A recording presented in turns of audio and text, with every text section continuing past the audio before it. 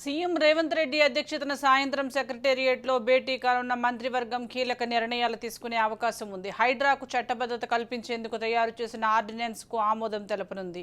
దీంతో ఇంతకాలం హైడ్రాకు ఉన్న న్యాయపరమైన చిక్కులు తొలగిపోతాయని అధికారులు భావిస్తున్నారు. ప్రజాపాలనలో భాగంగా రాష్ట్ర వ్యాప్తంగా సుమారు 11 లక్షల మంది కొత్త రేషన్ కార్డుల కోసం దరఖాస్తు చేసుకున్నారు. అయితే ప్రస్తుతం ఉన్న నిబంధనల మేరకు కొత్త రేషన్ కార్డులు జారీ చేయాలా లేక కొత్త రూల్స్ తయారు చేయాలా అనే అంశంపై చర్చించి కేబినెట్ తుది నిర్ణయం తీసుకోనుంది.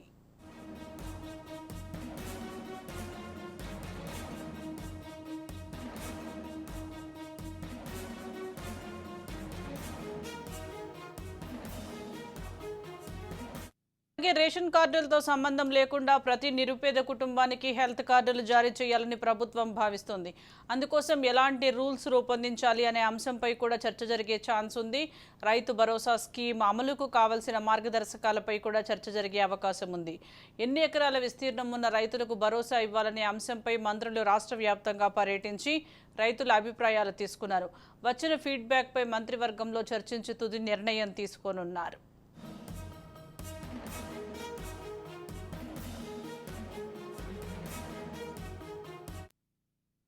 ఖమ్మంలో వచ్చిన వరదల వల్ల పెద్ద ఎత్తున ఆస్తి నష్టం జరిగింది. కానీ ఇంతవరకు కేంద్రం నుంచి ఎలాంటి సాయం అందలేదు. ఈ అంశంపై కూడా మంత్రివర్గంలో చర్చించి వెంటనే సాయం అందించాలని కేంద్రాన్ని కోరనున్నారు. మరోవైపు రీజనల్ రింగ్ రోడ్ నిర్మాణం, ఎస్ఎల్బీసీ పనుల వేగవంతం, రుణమాఫీ అందని రైతులకు సాయం అంశాలపై చర్చ జరిగే అవకాశం ఉంది. కోటి ఉమెన్స్ వర్సిటీకి చాకలి ఐలమ్మ పేరు, తెలుగు వర్సిటీకి సురవరం ప్రతాప్ రెడ్డి పేరు, కొత్తగా ఏర్పాటు చేసిన ఇన్స్టిట్యూట్ ఆఫ్ హ్యాండ్లూమ్ టెక్నాలజీకి కొండా లక్ష్మణ్ బాపూజీ పేరు పెడుతూ కేబినెట్ నిర్ణయం తీసుకోనున్నట్లుగా సమాచారం. దీనికి సంబంధించి మరింత సమాచారం తెలంగాణ బ్యూరో చీఫ్ మహేందర్ అందిస్తారు. మహేందర్, చెప్పండి. సాయంత్రం 4 గంటలకు కేబినెట్ భేటీ కాబోతున్నట్లుగా తెలుస్తోంది. భేటీలో ఏ అంశాలు చర్చించే అవకాశం ఉందంటారు? ముఖ్యమంత్రి రేవంత్ రెడ్డి నేతృత్వంలో రాష్ట్ర మంత్రివర్గం ఈ రోజు సమావేశం కానున్నారు. 4 గంటలకు సచివాలయంలో ఈ సమావేశం జరగనుంది.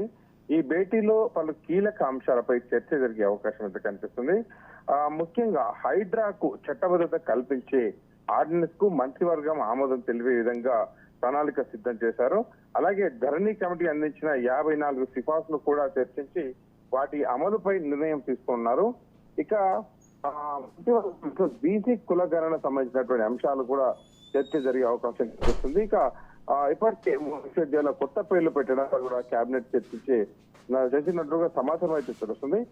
ఇక హైదరాబాద్ లోని తెలుగు యూనివర్సిటీకి ప్రముఖ కవి, రచయిత, పాత్రికేయుడు సురవరం ప్రతాప్ రెడ్డి పేరు పెట్టాలని ప్రభుత్వం నిర్ణయించింది. అలాగే మహిళా యూనివర్సిటీకి ఉమెన్స్ కాలేజ్ ఉందో కోటి, ఆ చాకలి ఐలమ్మ, అలాగే ఫోక్ సిటీలో ఏర్పాటు చేసిన institute of handloom and textile కు కొండా బాపూజీ, లక్ష్మణ్ బాపూజీ పేరును కూడా పెట్టడం పట్ల ఆమోదం లభించనుంది. ఇక వరద నష్టపై కూడా మంత్రివర్గం చర్చించే అవకాశం కనిపిస్తుందా. ఇటీవలి వరదల వల్ల సుమారు 10,000 కోట్ల పైగా పంట ఆస్తి నష్టం అయితే సంభవించింది.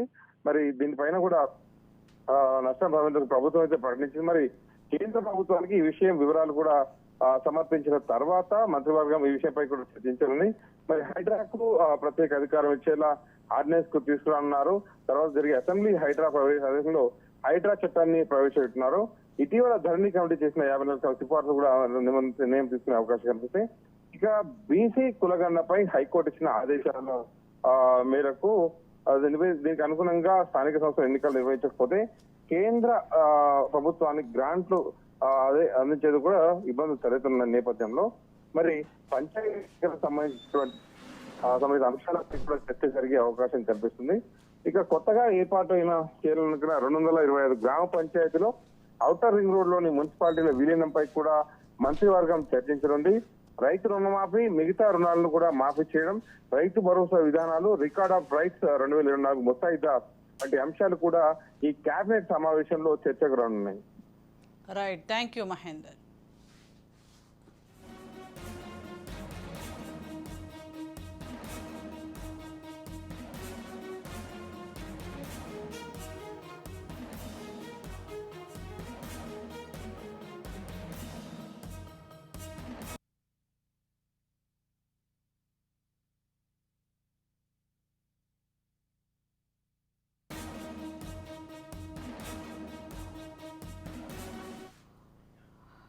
రాష్ట్ర వ్యాప్తంగా